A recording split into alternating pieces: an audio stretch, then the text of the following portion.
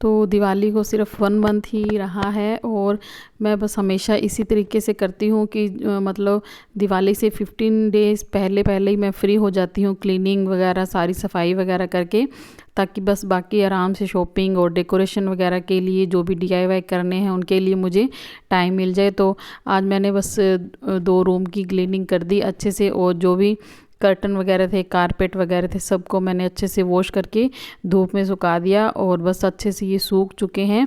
और आज मैंने कर्टन को ना कुछ अलग तरीके से वॉश किया। वैसे तो मैं हैंड वॉश ही करती हूँ कर्टन, और बट अब इस बार ना मैंने वीडियोस में देखा था तो मैंने कहा चलो ट्राई करके देखती हूँ वर्क करता है या नहीं। तो मैंने कर्टन को उस तरीके से वॉश किया, मशीन वॉश किया है, और इतने अच्छे से वर्क किया ना, ये आइडिया सच में काफ़ी यूज़फुल था।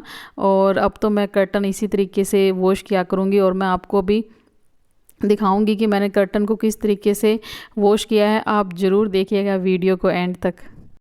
तो मैंने कर्टन को पहले इस तरीके से फोल्ड कर लिया है, जो उसकी रिंग होती है ना उनको इस तरीके से इकट्ठा करके मैंने सब रिंग्स को, फिर आप कोई भी लकड़ी ले सकते हो जो इन रिंग के अंदर आराम से आ जाए। फिर देखो मैंने इसको इस तरीके से ना सब, जैसे हम कर्टन को हैंग करते हैं बस उसी तरीके से इसमें डालना है और फिर अपनी वॉशिंग मशीन में इस तरीके से चलाना है। मैंने काफ़ी वीडियोज़ में देखा था, कई बार सोचा कि ट्राई करती हूँ, तो इस बार मन हुआ कि चलो इस तरीके से वॉश करती हूँ, क्योंकि मैं कर्टन को हमेशा ही हैंड वॉश करती हूँ, मशीन वॉश कभी नहीं करती हूँ। तो ये आइडिया तो मेरे को सुपर्ब लगा। तो ये नीचे से सारे कर्टन वॉश हो जाएंगे, फिर जब लास्ट में 5 मिनट के लिए या 10 मिनट के लिए आप इनको भी जो रिंग स्टिक में से निकाल के ना सब रिंग को, और फिर पूरे कर्टन को अच्छे से वॉश कर लीजिएगा, और जो इनके रिंग है वो भी नहीं निकलते हैं, और बहुत ही अच्छी तरीके से मेरे कर्टन वॉश हुए।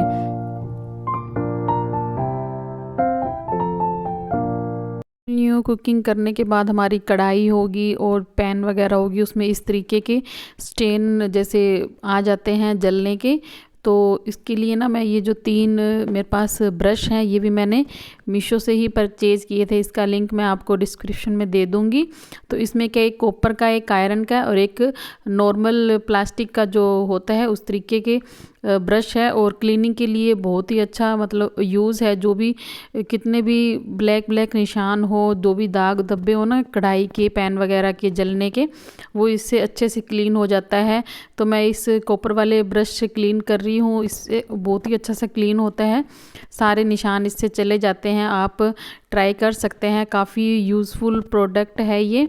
तो ये देखिए पूरा मतलब जो जला हुआ था ना पूरा निकल चुका है इसके। तो मैं इसको आगे और बैक साइड दोनों से इसको क्लीन करूँगी। ये देखिए इस तरीके के जो इनके हुक के साइड के जो निशान होते हैं वो भी इससे सारे निकल जाते हैं। तो कंटिन्यू क्लीनिंग से ही इसके निशान चले जाते हैं। तो मैं आपको वॉश करके दिखाती हूँ, काफ़ी यूज़फुल प्रोडक्ट है, तो क्लीनिंग काफ़ी अच्छी हो जाती है। कभी कभी ये होता है कि बच्चे मीठा खाने की जिद कर लेते हैं कि हमें कुछ बाहर का मीठा खाना है, तो आप 5-10 मिनट्स के अंदर घर पे ही बच्चों को कुछ ऐसे अच्छा सा बना के दे सकते हैं। तो बस मैं इस तरीके से जब मीठा खाने का मन करता है तो घर पे ही, जैसे खीर होगी साबूदाने की, और या फिर जैसे सूजी का हलवा हो गया, आटे का, बेसन का, तो अलग अलग आप इस तरीके से अगर बच्चे जिद करते हैं कुछ मीठा खाने की तो घर पे ही कुछ हेल्दी बना के दे सकते हैं, और 5-10 मिनट्स में ये बन के रेडी हो जाता है और बच्चे भी खुश हो जाते हैं। सुबह होते ही ढेर सारे काम हमारा इंतज़ार कर रहे होते हैं। तो मैं क्या करती हूँ, जैसे ही सुबह सब लोग उठ जाते हैं, फिर उसके बाद जो भी मेरा बेडरूम होता है मैं उसको अच्छे से क्लीन उसी टाइम पे सेट कर देती हूँ, ताकि फिर मुझे बार बार इस रूम को छेड़ना ना पड़े। तो जिस साइड मैं जो भी चीज़ें रखती हूँ वो चीज़ नज़र आती हैं, उनको साथ के साथ मैं क्लीन कर देती हूँ। अगर थोड़ी बहुत भी डस्ट होती है तो वो क्लीन हो जाती है। तो इस तरीके से ही ना छोटी छोटी जो आदतें होती हैं हमारी क्लीनिंग की, वो अच्छी रहती हैं और हमारे काम को और भी आसान कर देती हैं। तो आप इस तरीके से जो पुरानी सॉक्स होती है उसको क्लीनिंग के लिए यूज कर सकते हैं।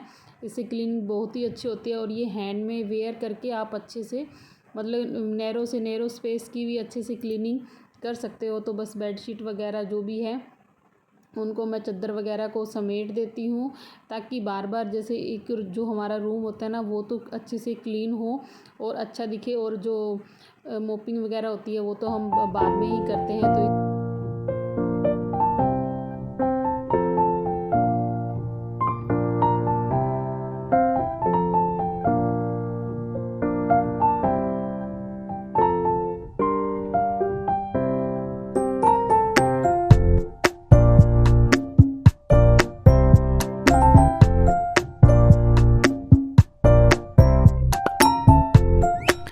बेडशीट को मैं चेंज नहीं कर रही हूँ और मैं इस तरीके से टक करती हूँ कि बेडशीट वगैरह मेरी जो है ना निकलती नहीं है बेड के साइडों में से। तो ये एक मतलब क्लीनिंग ब्रश है, इससे मतलब क्लीनिंग भी अच्छी होती है।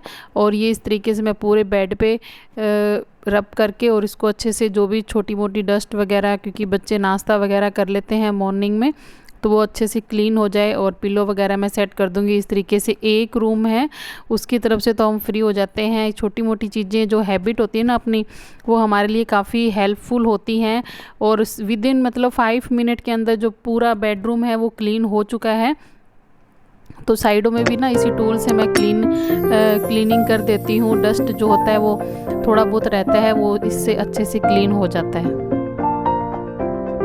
जब भी हम वेजिटेबल्स वगैरह लेके आते हैं तो उनको सेट कर देते हैं। तो लहसुन मतलब क्या ऐसे टूट टूट के थोड़ी बहुत गिरती भी रहती है और छोटा छोटा जो इसका कचरा होता है ना वो भी गिरता रहता है। तो इसको खुले में रखने से अच्छा या तो आप कोई जूट बास्केट ले लें या फिर इस तरीके का वेस्ट कोई कंटेनर वगैरह हो तो उसमें भी आप रख सकते हो। या फिर अगर वेजिटेबल बास्केट में रख रहे हो उसमें क्या काफ़ी जैसे खुली खुली जाली वगैरह होती है, तो इस तरीके जो कचरा होता है वो नीचे गिरता रहता है और गंदगी होती रहती है। तो आप उसमें या तो न्यूज़पेपर वगैरह लगा के रख सकते हैं। तो मैं इस तरीके से जो भी मतलब लहसुन वगैरह होती हैं उनको मैं इस जो वेस्ट कंटेनर होता है उनमें स्टोर करके रखती हूँ और इस मतलब ऑर्गेनाइज रहती हैं एकदम इसके अंदर। और जो भी एक्स्ट्रा कचरा वगैरह होता है इसका, छोटे छोटे जो छिलके होते हैं वो भी नीचे की तरफ नहीं गिरते हैं। तो आप इस तरीके से इन चीज़ों को अरेंज कर सकते हैं।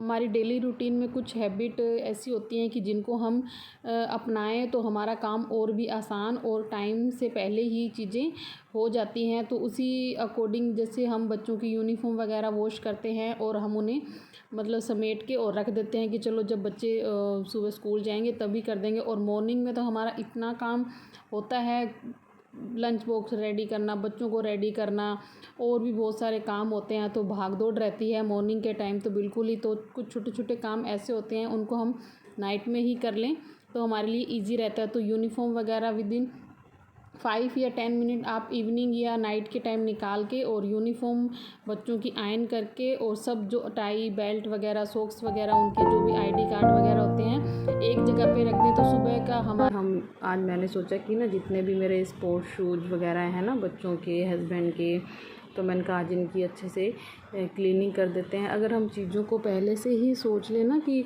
माइंड हम सेट करके रखें अपना कि आज मुझे पूरे दिन में 2 काम करने हैं, ये 3 बड़े बड़े जो काम हैं हमारे रूटीन काम तो होता ही रहता है, उसके अलावा भी सोचते हैं हम, टालते रहते हैं कि देखो आज करेंगे कल करेंगे।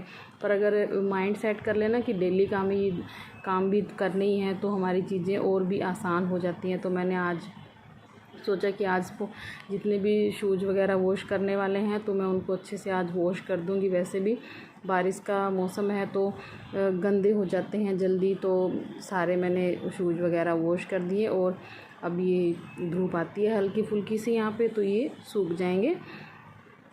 तो मैं आज नर्सरी गई थी और इस मतलब जिस नर्सरी से मैं हमेशा प्लांट लेके आती हूँ उस नर्सरी से जो एक अलग नर्सरी थी मैं उसमें गई थी। और मुझे नर्सरी कहीं पे दिख जाती है तो मेरा बस मन यूँ होता है कि बस मैं जाऊँ इसके अंदर विज़िट करूँ और कुछ ना कुछ प्लांट ज़रूर लेके आऊँ। तो मैं इस नर्सरी में गई तो काफ़ी मतलब सक्यूलेंट वगैरह, कैक्टस, मतलब ऑल मतलब जितने भी वैरायटी के जो अभी सीजनेबल फ्लावर प्लांट है सब थे। और मैंने बस शॉपिंग तो कर ही ली, मैं 7-8 प्लांट इससे लेके आई। वीडियो अच्छी लगी हो तो वीडियो को लाइक कीजिएगा, शेयर कीजिएगा और चैनल को अभी तक आपने सब्सक्राइब नहीं किया है तो प्लीज़ जल्दी से जाके चैनल को सब्सक्राइब कर लीजिएगा मेरी इसी तरीके की इंटरेस्टिंग सी वीडियो देखने के लिए। और अगर वीडियो को आप लाइक नहीं करते हैं तो वीडियो को प्लीज़ अगर आप देखते हो तो उसी टाइम पर लाइक कर दीजिएगा। कमेंट करके मुझे ज़रूर बताइए कि वीडियो कैसी लगी। मिलते हैं नेक्स्ट वीडियो में।